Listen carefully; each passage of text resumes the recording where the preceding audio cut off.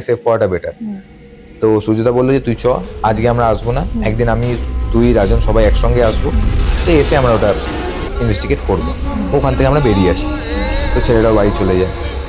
সেদিনকে রাত্রিরে ওর ঘুম হয়নি, ছেলেটা পুরো সারা রাত্রি বলতে পারো জেগে। সকালবেলা বলে সূর্যদাকে ফোন করে যে আমার পিঠটা পুরো যেন কেউ ফালা করে দিয়েছে, 3টে আঙুলে আঁচড়ে দিয়ে, পুরো একদম স্পাইনাল কর্ড থেকে সোজা, কিন্তু কেউ ছিল না। তো এই হার্মগুলো তো নর্মাল ব্যাপার, এটা আমাদের ওই আপনারা যখন যান আপনারা কি নিজেদেরকে বন্ধন করে বা এরকম কিছু ব্যাপার থাকে? না, আমার মেন জিনিস হয় কি, কমিউনিকেশন করি আমি আর সূর্যদা। আদার্স যে টিম মেম্বাররা আছে তাদেরকে আমরা প্রোটেকশন দিয়েই থাকি বা প্রোটেকশন থাকে, এটা আমি আজকে অন ক্যামেরাতেই বলছি।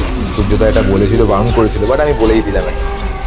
সবাইকেই প্রোটেকশন দেওয়া থাকে, কোনো একটা রিচুয়াল আমরা করে থাকি, বাট আমি আর সূর্যদা কোনো প্রোটেকশন নিতে পারবো না, নাহলে কমিউনিকেশন করা যাবে না, কারণ তারা আমাদের সামনে আসবে না।